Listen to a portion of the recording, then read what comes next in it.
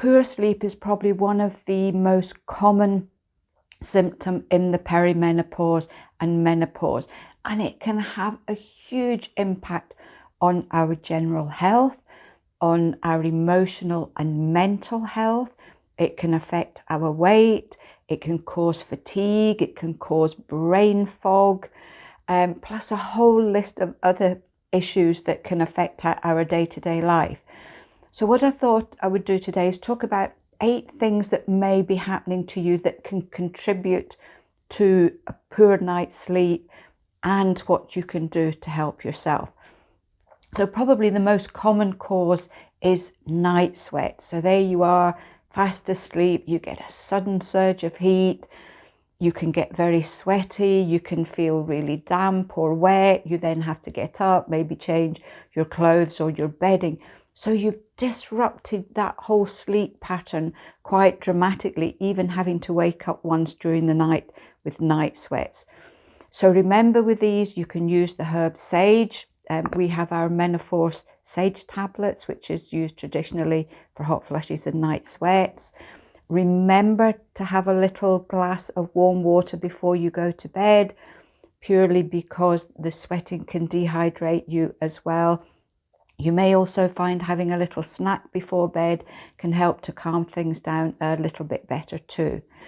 Number 2 is shallow sleep. So we know for a fact that falling estrogen interferes with how quickly we can fall asleep, how long we stay asleep, and what kind of sleep we get. So we need periods of deep sleep, because these are the times when our body helps to restore itself. You do the dreaming state as well, and you need these things for your day-to-day and general health. So what happens here is that you just go in a much shallower sleep. So things can wake you up that didn't used to affect you at all. So it could be your partner moving about in bed or even snoring. It could be lights coming in through the curtains. It could be pets if they come and jump on the bed. It could be noise going on outside or in other parts of the house if someone is still up. So all of these things, and also a change of temperature. If the room gets really cold or really hot, you will feel that more, and that can wake you up. So what you can do here is just to improve sleep generally. We have 2 remedies. One is Dormiazan, our registered sleep product, and we also have Sleep Well, which are granules that you can just pour directly onto the tongue about half an hour before bed. Number 3 is restless legs. This can be really uncomfortable. There you are, just about dropping off to sleep, and suddenly your legs start moving of their own volition, and you can't stop them. It can be really painful as well, almost like cramps. This is very often due to low magnesium. So you may find a magnesium supplement with your evening meal can help to calm them down. You can also get magnesium skin spray, which is really handy because you just massage the spray into the affected areas before you go to bed. It could also be dehydration. Here can be a factor. And also just sitting. If you spend your whole evening sitting in front of the TV and not moving, that can also affect the legs. So some form of gentle stretching, maybe half an hour before you go to bed, or if you don't have dark nights like we do at the moment, then, just go out for a brisk short walk mid-evening as well can be really, really helpful. There's your liver. So did you know that liver function can affect your sleep? Your liver does all sorts of different processes during the day and the night, but the liver's busiest time is between 1 a.m. and 3 a.m.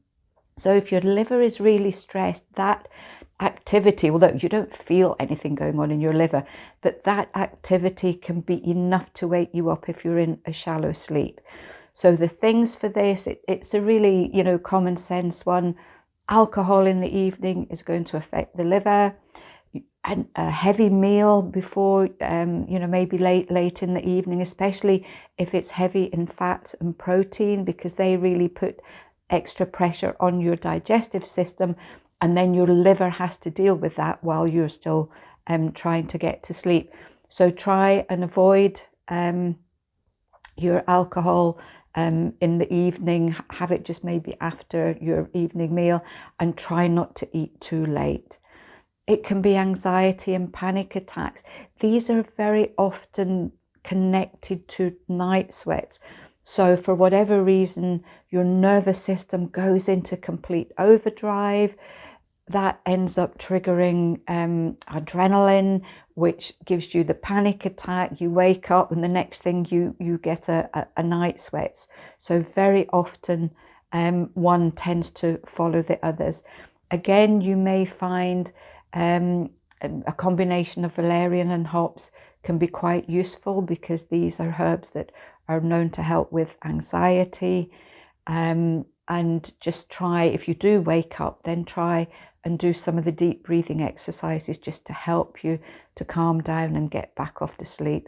And again, magnesium supplement with your evening meal can be very helpful for calming the nervous system down before you go to bed. Coffee and tea, they are really big disruptors. Anything with caffeine in them, even things like fizzy drinks. So if you're having a cup of coffee or a cup of tea after your evening meal, that caffeine can be whizzing around your system 8 hours later. It revs up the nervous system, so that as well can be contributing to your panic attacks and your night sweats. So I always advise no caffeine after your evening meal, and preferably before 3 p.m. in the afternoon, because again, if you have a coffee at 3 p.m. in the afternoon, that could be affecting your getting off to sleep at 11 o'clock at night. So coffee substitutes, herb teas can be really nice and gentle on your nervous system. It can be low blood sugar. And again, if you've had your evening meal quite early on in the evening, you don't have anything else to eat, by 1, 2, 3 o'clock in the morning, your blood sugar level can really fall. And that sudden dip can trigger night sweats. It can also trigger the panic attacks as well. So it's really important here to have some kind of snack in the evening if this is your sort of situation. So we're looking at protein, just a very small protein snack. You don't want loads of protein and loads of fat, but just something maybe like a little bit of Greek yogurt and some nuts and seeds or berries, an oat cake and peanut butter or nut butter. One I find really nice is a small piece of avocado with a little bit of cream cheese in the middle. So these help to stabilize your blood sugar level during the night, which can give you a better night's sleep. And of course, for those of you that are going, what about dehydration? Yep, you're absolutely right. Dehydration can wake you up, and especially if you're getting night sweats too. So again, plenty of plain water during the day, and have a small shot glass of warm water just before you go to bed.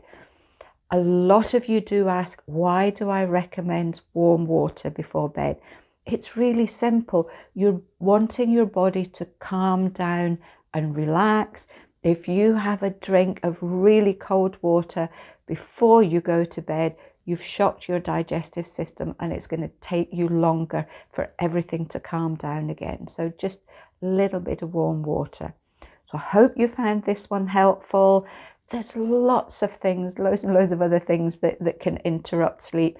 If any of you find other things are causing you problems, let me know what they are. We can see what we can do for you.